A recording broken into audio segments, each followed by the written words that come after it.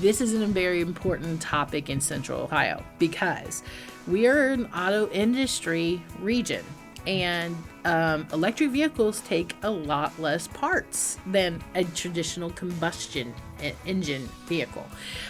So there's parts being made possibly in the region right now that won't be needed in 5 years for a new vehicle, right? And then you see that evolve also that it's going to not be needed at AutoZone anymore either, right? So you've got to completely overhaul the way automobiles are being made. We have one big manufacturer in the region, but it doesn't matter. It's not just them. There's all these OEMs here too, the original equipment manufacturers for all the suppliers. So it's really important that we get a handle on this, understand it, be a part of the transformation of the auto industry from education all the way through the built vehicle. We are looking forward our way. We're in Studio C in the 511 Studios. That is located just south of downtown Columbus in the Brewery District. This is Brett. With me, as always, is Carol. How long did it take you to get in the studio today? Oh, my gosh. The second I walked in the door, I was complaining about traffic on 71. I come in from north of Polaris Parkway, and it was at a standstill. Right. So, I'm just a complainer about traffic in Columbus. We have, for those of you not from Central Ohio, we have 2 seasons here, winter and orange barrel season. So it's a great topic today. Yeah. Well, after the orange barrel season, you do see the joys of it, but it seems to not kind of Delaware County. It seems to go orange again after a while. So, oh well. Yeah. We've got a returning guest to give us even more information on transportation issues in Central Ohio. Thea Ewing, Director of Transportation and Infrastructure Development for the Mid-Ohio Regional Planning Commission. Most people know it as MORPC. Thanks for joining us again today. Thanks, Brett. Thanks, Carol. Always a joy to come talk to you guys and share the great work of MORPC. Thea's one of our favorite people because we have fun. We laugh through the whole thing. And luckily for you, you didn't have to actually drive here. We're right around the corner from MORPC, literally. Yeah. So it's not too hard of a commute for her to come to see us at the studio. That's true. That's there true. You go. So, Thea, last time we covered the role of MORPC in our community. But let's just give a quick overview. It's such an important resource in our region. And yes, I know they're all over the country, but we think MORPC is the top. So you have incredible experience in this area. So just give us a little bit of background about MORPC and your position. Yeah, thanks, Carol. So we are a regional planning commission in almost every region that has over 50,000 people in the United States has a regional planning commission. And then, of course, if it's a larger community, it's a bigger regional planning commission. And I would say we have one of the best. I'm pretty proud of my crew and my coworkers at MORPC. We help community members with residential services like home heating and assistance with weatherization. We also do a lot of the planning with CODA and the Delaware transit system. We've been doing a lot of outreach even to some of the rural transit systems. We help plan bike paths and highways and pretty much anything related to transportation. And then with our local governments that are our members, all of the cities and villages and townships in Central Ohio, they all do rely on us, too, to tell them about what's going on at the State House. So we have a whole arm that looks at government services and ensuring that, they know how it's going to impact the way they do business in their community. And, of course, all the outreach and communications that come along with that. And, of course, the data and mapping. So we are, a trove of that because of all the programs we run. Right. She sounds like she hates that, but we know that she loves the data. Oh, the data. You love that. I love it. Yeah, it's a lot, Yeah, right.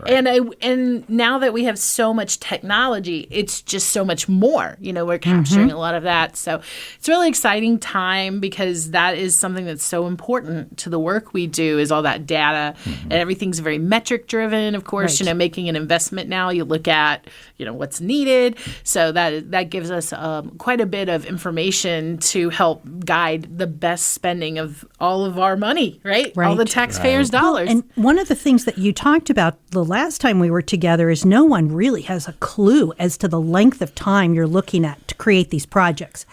all of that planning means money. And that's what MORPC is so great at, is bringing our community the dollars we need to do the planning correctly. Yeah, absolutely. So one of the ways this works is that a regional planning commission like MORPC, in every region of the United States, we do a long-range plan. So MORPC does a long-range plan that looks at least 20 years. We're given specific guidance by the federal government, what we need to do in order to be qualified for funding from the federal highway funds and other related programs like Federal Transit Administration. And so we put together this forward-looking plan, and we did that in 2020, and it is a 30-year plan because we're going to go out to 2050, and we anticipate $30 billion in 30 years. It's crazy, right? And then from that, every project moves into a more short-range plan known as a Transportation Improvement Program. What that means, when the word program is involved, that means the money is programmed, and that means you've got funds to spend. So if your project lands there, it's ready to go. So we kind of do, it's a two parts process, and it's very open to the public. And certainly all the projects that are really kind of boring, like just a resurfacing, all that stuff's in there, but some really cool stuff like bike trails and the new Link Us program that we're working on with the city of Columbus and CODA. So yeah, it's a laborious process. We're here to do it, and we're here to bring those community dollars back to Central Ohio. Well, for those of us who do come in and out of downtown, the whole 7170 changes, they're major. I mean, they are major. And yes, they are taking forever, but we're on the kind of the downside, aren't we? Like, this is happening. We have crested the hill of the 7071 Community Crossroads projects. Yes. The last one is in the queue now. And how long was that? When did it start? Well, I'm trying. I know it was stages, and it kind of took a breath, and then stages, correct? Kind of? Yes. So I'm trying to go back to, I do believe it's over 20 years now. So we did a ribbon cutting on this last segment, and Jack Marchbanks is the director of ODOT now. At the time that this was being initially studied in the early 2000s, he had kicked that off as the District 6 director back then. Wow. So this guy, he's seen this from the day he started it here in Central Ohio all the way to being the director of ODOT for the whole state. Very cool. So, yeah, it's 20 years in the making, and we're not quite done yet. And there was, ebbs and flows in that, all dependent on funds, because those bigger projects are kind of more in that discretionary flow of funding, and it takes a little more maneuverability to get big projects off the ground. So certainly looking forward to seeing that be mostly done. You are? How about all of us? Yeah, exactly. Yes, well, but and the pieces that are done, though, are actually kind of cool. That you see, like, that makes sense that Mound does that, or, I know. The on-ramps and the off-ramps. So I'm thinking, okay, this could, not that I'm rethinking what's going to happen, but I can never put my head around, this is, you see the master of it, and you kind of go, especially when 670 was not connected. Oh, my God. Okay. Oh, I remember traveling over here during that. Right. And I saw an overview of what was going to happen, and I couldn't in my mind get in where, how does that link up with that over there? Right. Which maybe a mile away, I guess it would have been probably. I think that's all it was left of that. I could not envision, and once it's put together, going, well, that makes sense. This is cool, When I moved into Delaware County, I was just north past what was the amphitheater at Polaris Park. Boy, that's changed. Which is gone. Not only gone, but it's taken my road and connected it to Gemini, which is the road behind the Polaris Mall, which for those of you outside of Central Ohio, that's huge. It's a huge place. I couldn't figure it out. Right. And I was driving it every day, and I'm like, what are they doing? And then you had IKEA Way and all the stuff that's recently. Well, it looked like we were going to be driving into a big lot kind of thing. Right. So it's amazing. Well, what we're talking about here, is that part of a master plan? I mean, I know it's all economic driven. We want to make sure that the roads are easy to maneuver, that we get our stuff from point A to point B, whether it's us as the stuff or things we're going to buy. Is that part of a big master plan that obviously none of us really see? Yeah, well, you actually do see it in our long-range plan and our metropolitan. It's known as our metropolitan transportation plan. I a lot of times refer to it as long-range because that's the old planner in me. But anyway, the metropolitan transportation plan does kind of like line that stuff all up. But then each project then has its own process, and especially a bigger one like this, there is a master sheet of like what segment goes when. And what I find really interesting, I'm a planner, so I see the big vision, but the engineers see breakdowns in the system. Right? They say, okay, this isn't working functionally. And so they also understand, and this is what's really cool. I love talking to them because they, make this stuff work. And they go, well, we got to start with section R, or whatever. It's because if we don't open that section up first, then these cars aren't going to be able to get through. And so we'll be in a mess. The logic of it then, basically. Yeah, then they piece it together. Oh, wow. Like we start with the corners and outside of a puzzle, sometimes, right. And that's what we think is logical. They put together based on traffic flow, which is it's just a really cool process to watch that. There's a model process that goes into it, and of course, flow analysis. But really exciting that we have that kind of talent locally, and a lot of it's locally driven. That's not always a bunch of consultants from outside. We have a lot of folks here locally, kind of keep all that stuff going. Whether it's ODOT or Franklin County engineer, they all have to do that as part of their process. Well, when you talk to those engineers, tell them the Gemini entrance onto 71 is great, but whoever decided to do a merge lane should have to travel that merge lane every day because it is not easy to get onto 71 while you're merging with the amount of truck traffic that we have up there. It's pretty crazy. So I've heard some conversations about that. Good. That means that it's back on the table. So good. That's great. So, okay, Thea, we're not sure of any funding numbers for federal legislation as of today when we are actually taping this. We've been talking about this for a while. I think MORPC has a handle on what's going to happen once funding is approved. Can you give us some hints as to what's on the table to move and maybe what's going to have to sit for a bit? Yeah, so quite a bit, actually. There's an opportunity for us to see more funds flow in, and I've seen the numbers being as large as 25% more in the first year, and then kind of more of a smaller amount after that, more a single-digit percentage growth.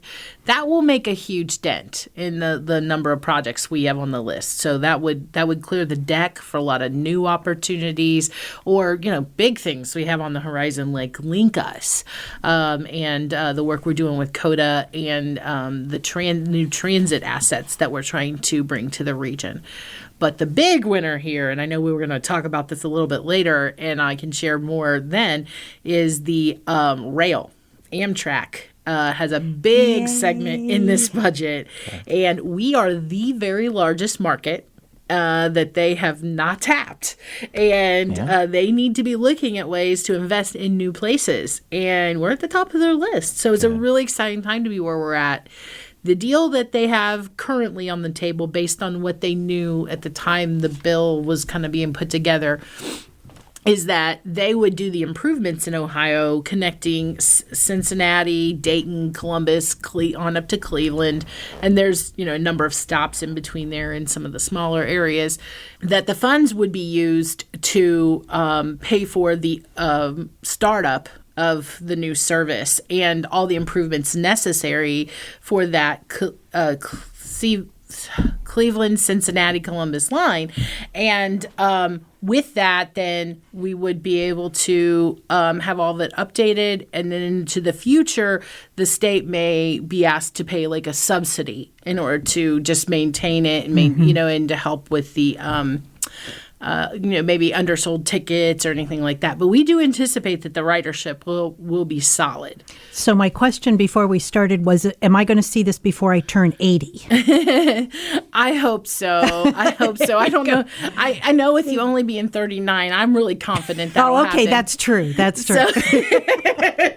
Good answer. I know. Oh, my gosh. So no, but we are really excited. I know last time I talked to you, we were talking about connections to Chicago and Yes. to Pittsburgh, and we're still very much working that. But this Amtrak flip has really kind of focused tension back on something that the state walked away from a couple of years, or actually about 10 years ago. Can you believe it? And so we have some new open doors, right? Federal government, Amtrak, local communities, and businesses. And it's a new day to have this conversation, and I think this legislation passing will open the door to a very different conversation about connecting the three C's. And absolutely. Ohio. Absolutely. Yeah. I could never understand how we lost passenger rail in Columbus.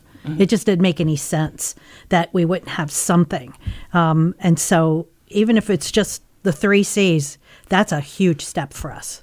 Yeah. So, yeah.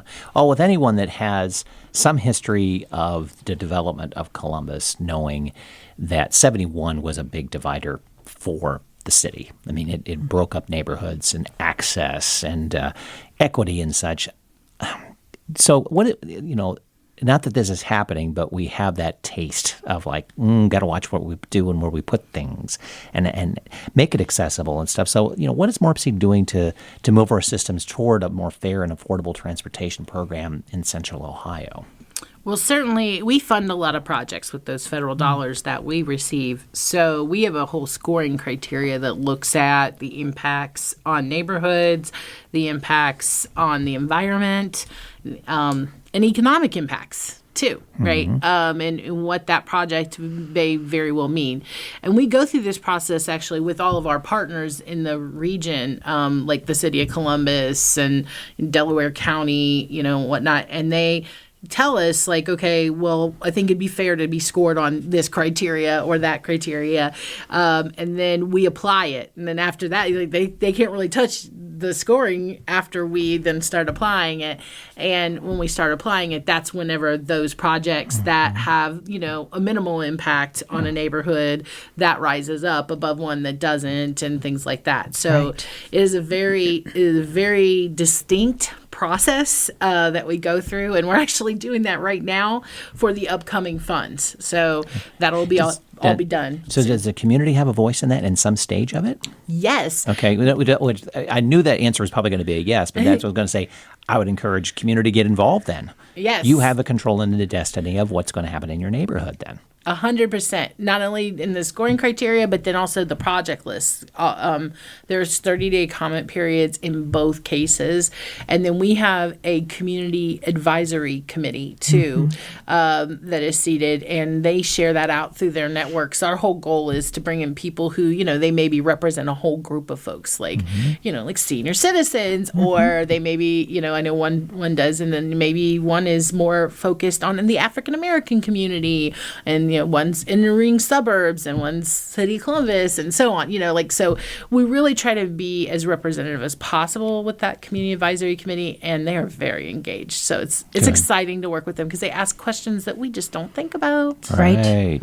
Well, And different perspective, exactly. I can remember when we were doing the planning for the beginning of Age-Friendly Columbus, and we were talking about the bus stops and the shelters at bus stops.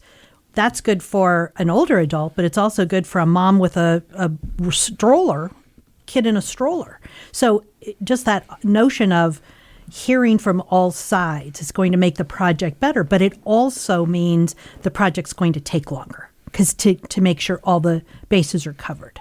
Yeah, I don't even think it takes that much longer to do it right anymore because so much of that is baked into the process. If you're doing it right from the very beginning, this isn't new stuff. It should be confirmation that you're doing it right. We've been doing this stuff for years, and we should be getting it right.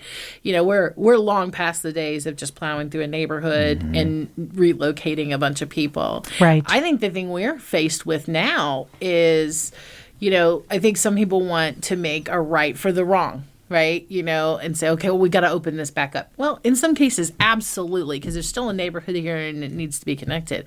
But if that neighborhood's long since gone, I think the idea is like, what are we going to do to at least share that history, interpretation? It may not need the reconnection, and maybe we need to think about that for now where those people now live, right? Or way to help them establish. So this isn't a one-for-one approach. You can't go at it like, oh, we've got to fix this problem we created in 1960, because the problem in 2022 isn't the same. Right. Oh my gosh, yeah. Well, and I guess my example, my thought behind that is that it's not just plowing through now. Right. It isn't. It's just to get something through. It's thought about in depth. It's surgical. Yeah, It is. right. And you have to. Although what happened, the result of 71 and 70 going through Columbus was really catastrophic in some ways. It was also necessary for us to be on the map. It was necessary for Columbus to be part of the interstate system. To be number one on Amtrak's list. Yeah, that's right. I mean, it's all part and parcel if you think about it. Sure. Yeah. I mean, so we did the best we could with what we knew at the time. Thank goodness we've learned more and we're doing better at the planning. So I don't want to shortchange what was happening in Columbus because we're part of the national road. Oh my gosh. So you're bringing back so many memories for me. I mean, not all the way back to the beginning of the national road, but actually, so I'm only 39, so. But the very start of my career was actually working on the national road. I worked on the scenic byway plan for the Ohio National Road and made a lot of connections between Vandalia, Illinois and Cumberland, Maryland. There you go. And there's just, I loved the whole concept of like historic tourism. And at that time I started working around 2002, so people were a little timid about flying, and so families were taking on flying or driving, maybe similar to what we've experienced in the pandemic. They were less likely get those to fly. RVs out. Yeah. Yep, and they were taken to the road, and so the national government was actually issuing these National Scenic Byway Awards, and the idea being that these are places that are significant in the history of the United States. So I got really deep into that. In fact, my thesis was on the national policy, and whether that actually helps preserve those sites and the six intrinsic qualities. Truth is, about 10% of those sites get lost almost every year. Wow. Whether they be historic or scenic views due to, billboards or whatever. So really interpreting those places, that does get lost in some of these shuffles, and is really important, especially if something is so significant to the way we've developed. And the National Road is big to Ohio. It was the first federally funded road. Don't get me started on the National Road. There you go. Well, I will tell you one thing that I found just crazy amazing about this history is that a passable road, when that was built, and it's in the bill that no segment should have stumps higher than 4 feet high. Oh my gosh! I love it. Your wagon had to be able to get over it, so it had to be less than 4 feet. Well, how many times do you read the history of streets and roads where they go back and say, well, it was a deer path in the beginning? You're like, there you go. Oh my gosh. Well, now the potholes just don't have to be 4 feet deep. Right? So it works the opposite now. Okay, yeah, we got it. All right. So at the beginning, it should have been orange barrels season and pothole season. True. Very true. Oh my gosh. Oh my gosh. Oh goodness. Okay, so now let's get back on track here. So Thea, let's cover the differences in rural and urban in our transportation system.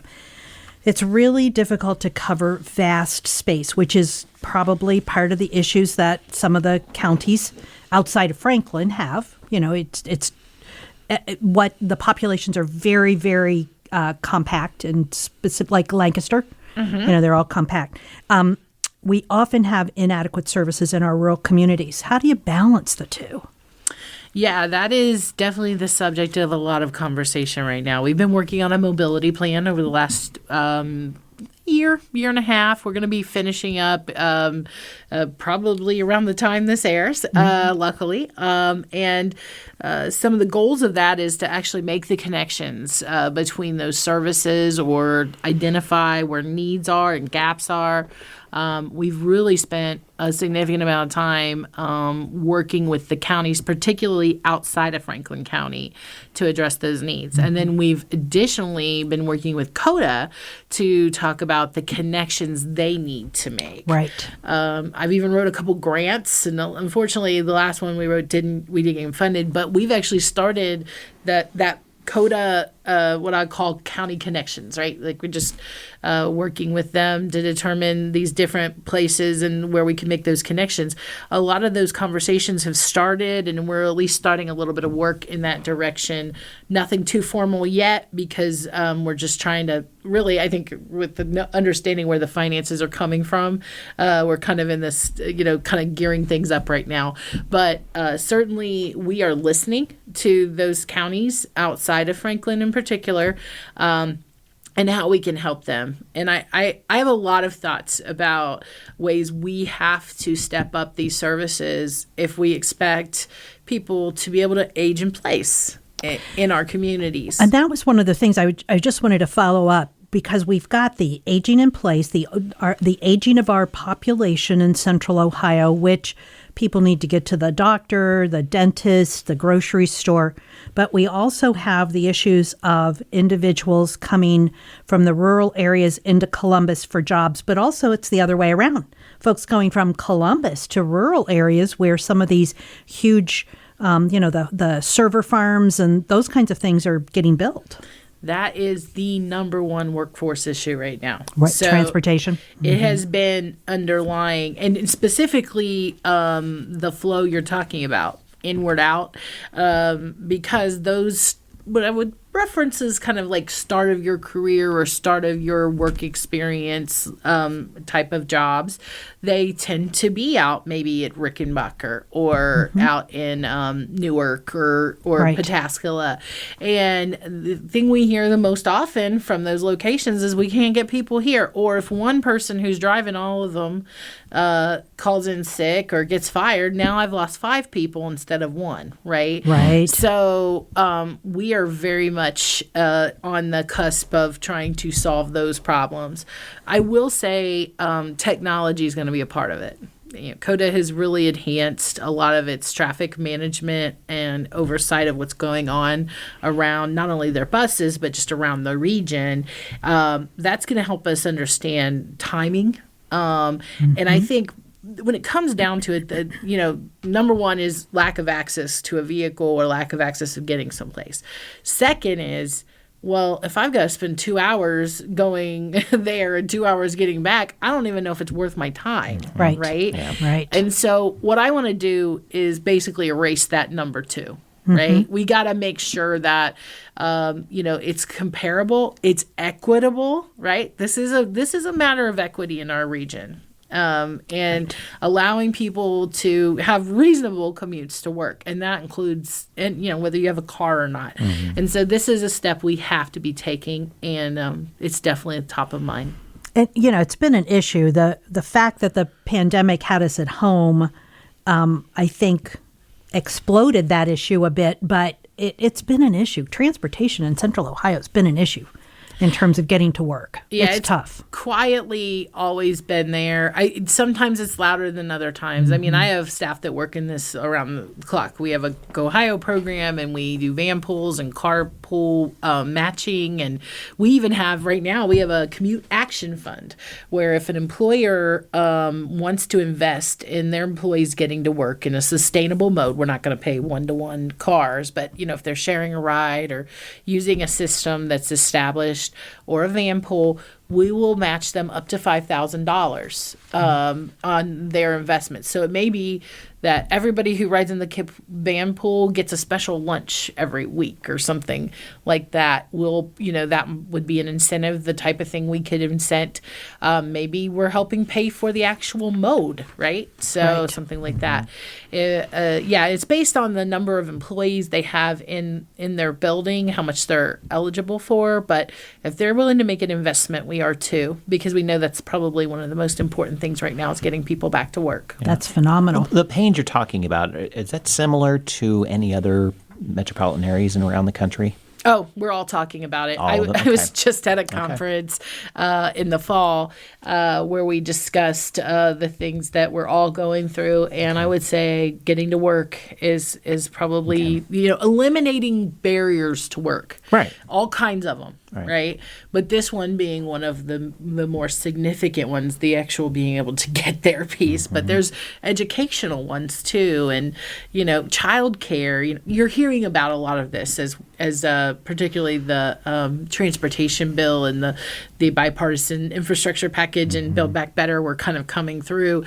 Those were those additional services that people were talking about. Yeah, those are barriers to employment. Well, even think about the lack of being able to get a new car means there's a lack of used cars, means there's a lack of used cars, which many people depend on for their younger members of the family or kids who are just out of school needing a job, and their car may be a used car, and they're not there to buy the cheapest. And not only that, the cost of even a used car or a new car right now, that may come at a premium due to the fact that there's so few of them.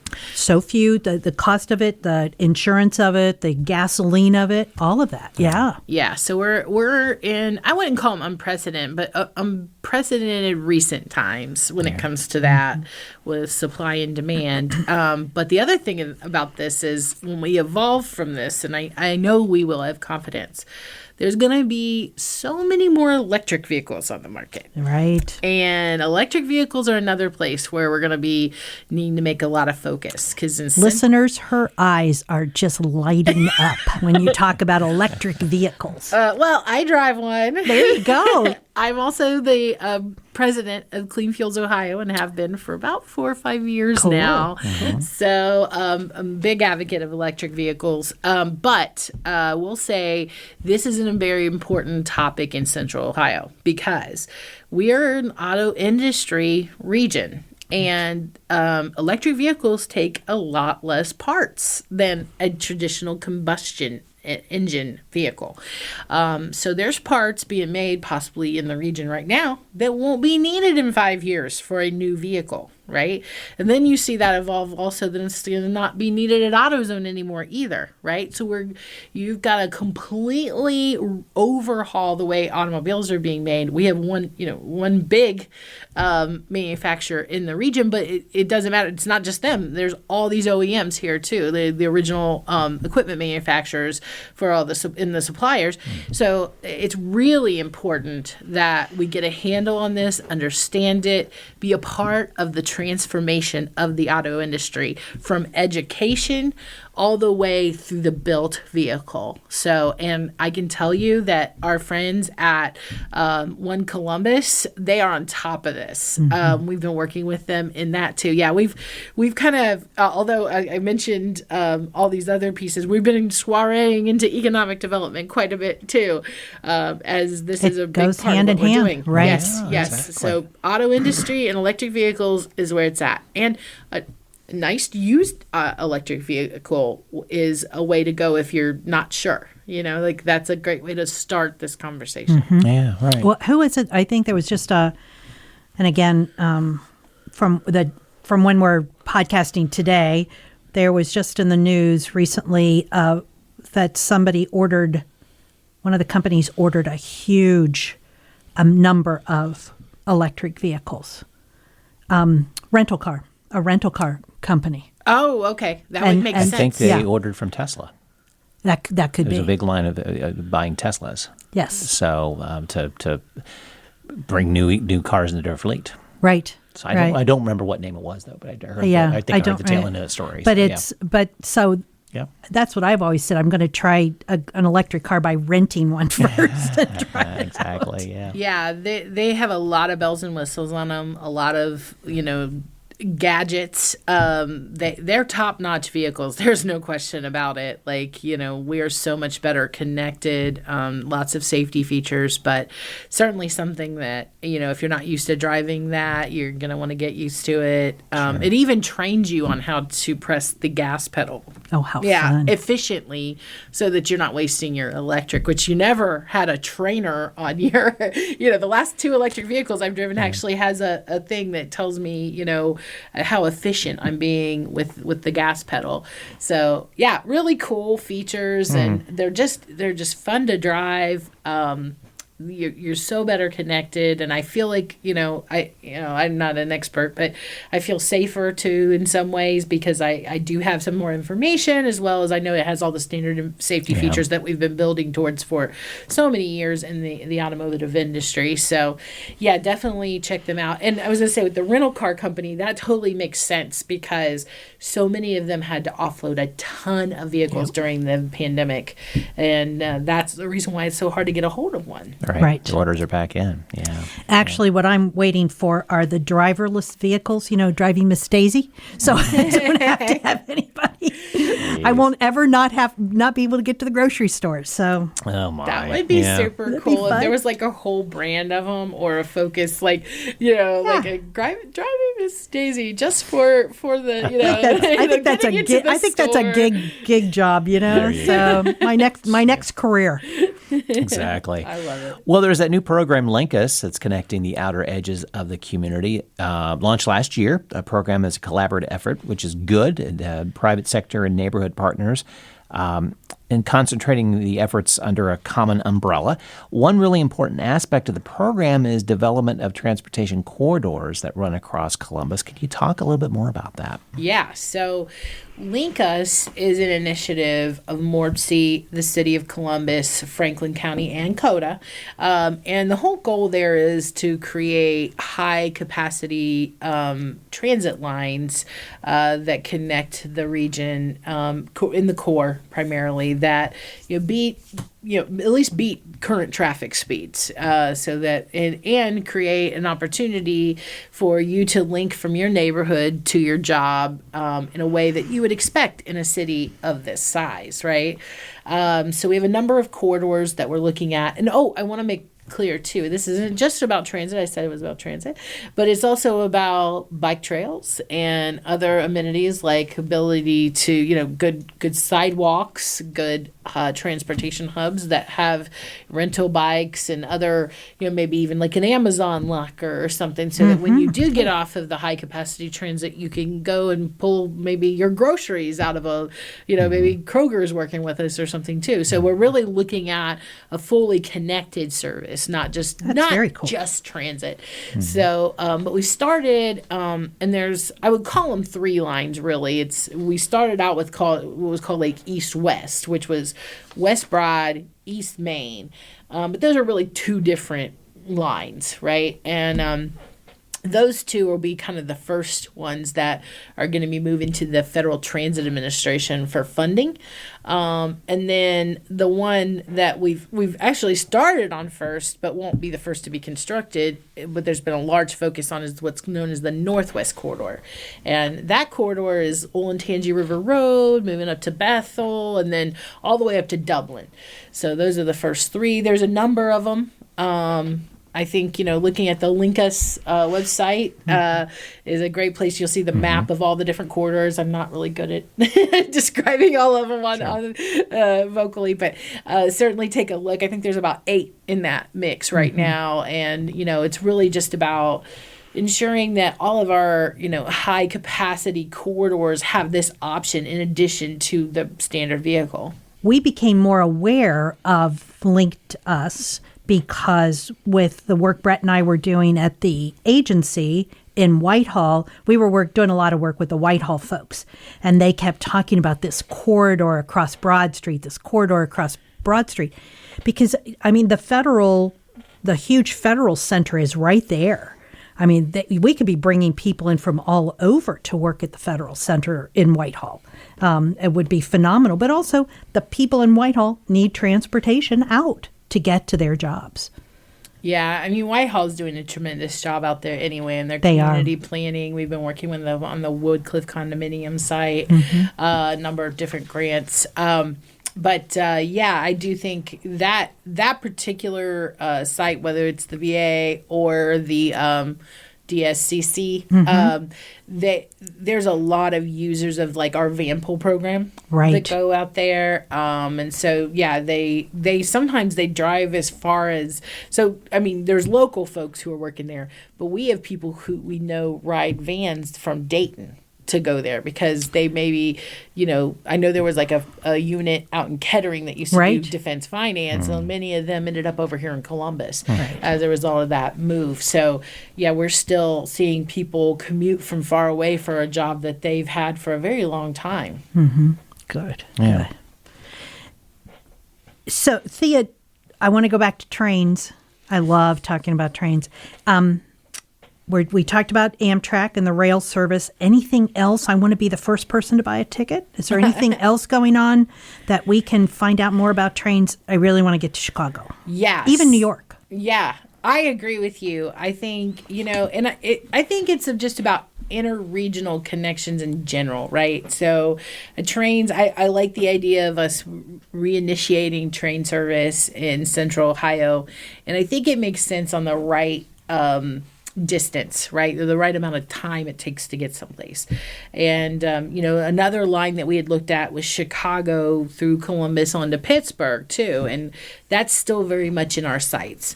We do realize that, there's a potential with Amtrak. It's not on their long range plan yet, like the 3C corridor is. But I think there's that opportunity for it to be on their radar. And, there's other train companies, right? There's private sector train organizations that aren't Amtrak that are providing service like down in Florida known as Brightline. And that's a different level of service. We can be talking to them. In fact, we have had conversations with them. That's the same corridor I looked at for Hyperloop, right? And we're continuing our conversations with Hyperloop. So I think that's one of those things that's going to evolve as technology evolves. But, I think for a corridor of that length to be a good service to us as a region, we need to find a way to get there faster, right? Faster than the train or faster than the kind of level of train service we would need for the Cincinnati to Cleveland, right? We just got to be kind of those interstate times plus a couple stops. Whereas you go doing that all the way out to Chicago and all the way out to Pittsburgh, it becomes another situation altogether. So I definitely, if anything I've learned through our most recent studies of rail is that we've got to still pushing forward on this Chicago and Pittsburgh connection that we want to make in a fast way. And if we could show success in the 3C corridor, that people were interested in rail, then I think we would have a better chance of doing the Chicago, Columbus, Pittsburgh. But I also am wondering, with a younger population who is more used to alternative transportation modes, that this would be, a flight to Chicago is only an hour. But that doesn't include the time in the airports at both ends, finding a parking place, getting your luggage there, that whole 9 yards, as opposed to popping on a train and ended up, maybe it is the same amount of time? I think you're closer at driving, to be honest. But and that's really what I want to focus on is getting that speed closer. That's how we're going to be competitive. It doesn't, I think it's still a value, even if it's not as fast train, to go to Chicago and get started on that route, because there's value in the stops. right? Somebody who wants to maybe go from here to Lima, somebody wants to stop in Fort Wayne, and so on and so on. So I think there's still some value in that line. Establishing a service is a good thing to do, and then improving upon that service is a good thing to do. And I think that's that's the traditional way. Would I love to just break that traditional mold and let's just get there as fast as possible? That's my goal. And if we get the service, that's a stepping stone to that way. But it could also be just like planes. You could have a straight through flight to Chicago, or you could have a flight that has a stop that goes to Dallas to Chicago. So you could have the stops, or you could have a fast train. Right. Yeah, and they call that an express. Yeah, so, exactly. Yeah, not fast in terms of speed, but fast in terms of no stops. Right. Yep. Yeah. That would be, you're getting closer to the car times once you take that. You take the stops out, but you also take out a lot of passengers whenever you don't make those stops. So, there's that weighing of options you have to make on a route like that, and it's just it's significantly longer. So, is there truly that notion of, and maybe I'm misreading younger folks, that they are more interested in they would be more interested in rail because they are interested in alternative transportation as opposed to just getting in a car? Yeah. So, along with electric, autonomous, and connected vehicles is also the notion of shared automobiles. Right. And so the shared economy and the idea that, we're not there's at least some interest, more significant than in the past, that people may not want to own an automobile, right? And that they may still be interested in sharing in a vehicle or renting one, right? Means that to go long distance, they may be looking at other modes too, like flying, like riding rail, things like that. They may not want to take a car to go on a trip like that, especially if they don't do it around town all the time, right? Why would you want to pick up a car and go on a long trip if you're only used to doing a short one? So I definitely agree with you. I think there is a population growing for that. I think this last couple of years has got you rethinking everything. Of course, that was all before the pandemic. So I hesitate to say that it's still there, but I really do feel like, it goes part and parcel with the future of the automobile. Right. Sure. Right. What we didn't talk about, and it reminded me, the electric vehicles and the charging stations. So, that we're so used to having gas stations around every corner, it seems like, with a Starbucks. What's MORPC doing in regards to recharge stations to help support that transition into electric vehicles? Yeah, well, we've been working to attract grant funding for that. We do have some of our resources are eligible for that too, and we have funded those in the past. Typically, ours are focused at the public sector, like fleet vehicles. So, and even the ones in the bottom of the garage, though, at Columbus, were funded by our team and by MORPC. But I think into the future, you're going to see us doing a little bit more of that. We also have helped people identify locations where they would be best served by electric vehicle charging. We've done energy analyses to determine, what we're going to need as far as energy in order to be able to support this in the region. So we're right there. We're right there in that electric vehicle conversation. It's a daily conversation. I always think I'm like kind of a novice at this. Like I love electric vehicles.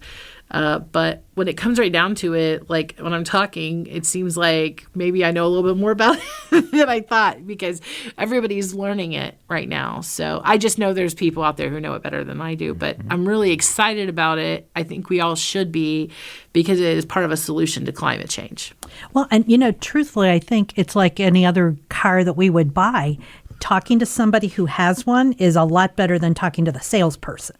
So the fact that you're talking to us from the perspective of an owner makes a huge difference. Well, as an early adopter, salesmen are just not ready for this electric vehicle thing. They will try to talk you out, or at least my experience. And, I've been driving one for a couple of years now, so I'm sure it's gotten better. But at the time, I was like, well, I don't know much about that, but let's go look at this. We're going to sale on this.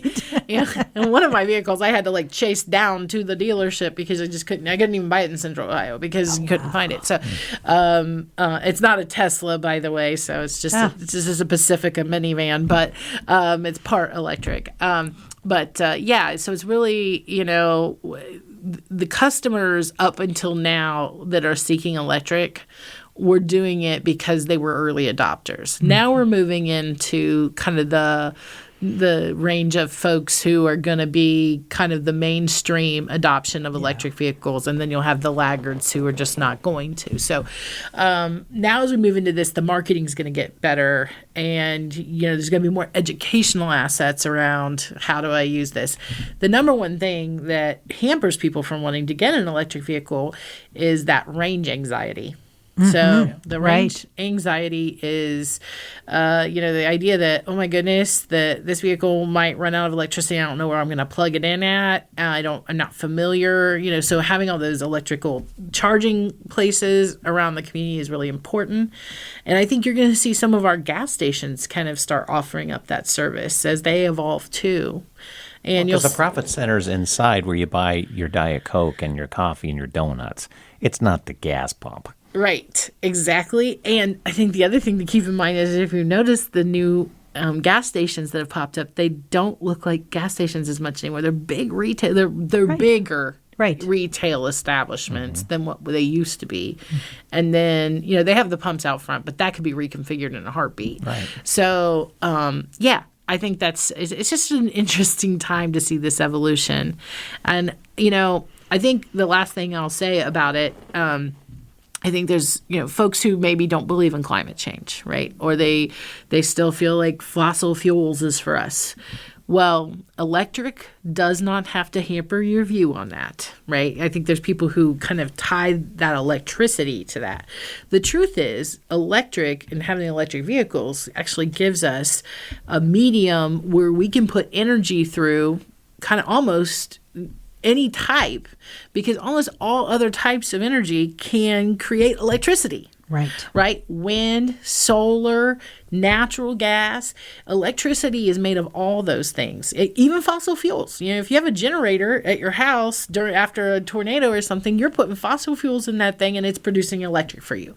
So that is not the root of evil. And I think of course, we need to focus on climate change. Like, there's no question about it. But, electric is not the bad guy. Right. And so it is a good opportunity to get a highly efficient vehicle. I'll tell you what, spend a lot less money on gas. And mine's still partially gas, right? And oil changes will be a thing of the past if you have a full electric vehicle. Well, and I can remember the pretty clear sky we had when nobody was on the road during the pandemic. Yeah. The difference was phenomenal in a really short period of time. Yeah. Yeah, it's going to make a significant difference. I think one of the things that I've learned about recently is Elon Musk has a company. It's called the Boring Company. This company actually bores holes, really deep holes, and they do these tracks for vehicles. Now, the vehicles are not driven by just the lay citizen. You have to actually have, be, it's like transit, basically. You have to have a driver. The whole goal is that these will be autonomous because about 95% of the drivers actually can't do the course. So you have to have a really skilled driver or these autonomous features for this to be successful into the future. But it's really exciting because they've just launched this out in Las Vegas to connect a couple things around their convention center. It's just like a 1-mile test track. But they were talking about putting these vehicles down in this tube. And I'm like, aren't they going to get carbon monoxide poisoning? No. Electric doesn't have any emissions. And like, yes, I mean, of course I should know that, but it's just, these are the things that like change, the idea that we could run a subway of electric vehicles, whereas we couldn't have done that with fossil fuel. Right. Without a lot of ventilation. And I mean, we still would need a ventilation, but not like you need for... Interesting. Yeah. So it's just, it really changes the paradigm of all kinds of things we could do. Well, needless to say, this has been phenomenal. I could talk transportation all day long with Thea. As I said, we have fun, but we learn something new from you every time we sit down at this table. So thank you very much. For our listeners, we're going to have all this information about MORPC on our website. I think one of the most important things that you said is that if people want to have a voice in these discussions, there are ways to do that. Check the MORPC website. We'll make sure that's on there to get your voice heard about transportation. So even when you call the local TV station and complain that you need a light at this corner, planning has to happen. It can't just pop out of thin air. So, but people do need to hear your voice. Before we stop, though, any other words of wisdom or any other topic that maybe we forgot today? Well, what I like to think is that, that the future, I work on the future quite a bit, right? And, 30 years out. And right. The future becomes today every day. Quickly. Right. And so that is what we really need to be focused on, because I think we talk about the future a lot and we're like, oh, it's out there, but it can happen overnight. And I think the pandemic definitely proved that to us, because it sped up a lot of things that were happening in our economy. And so just think about what those disruptors are doing and what they're going to do for us in these years to come. Mm-hmm. Yeah. Very good. Yeah. Well, before we leave, happy birthday early. Oh, thank you. Yes. 3 days. By the time this publishes, your birthday is going to be right around the corner. Yes. So it's probably even too early to ask big plans. Like, don't even know yet. Yes. Yeah. I know we'll be in the midst of a lot of work at that time. I normally wait till about the spring to get out and about and go on a little there vacation. You go. Take advantage of that. Sure, Yeah. Exactly. Well, hey, again, thanks for being with us today. And listener, you can find this podcast as well as information resources on our website. Head to lookingforwardourway.com. Thanks for joining us. Thanks, Thea. Thanks. You guys are great.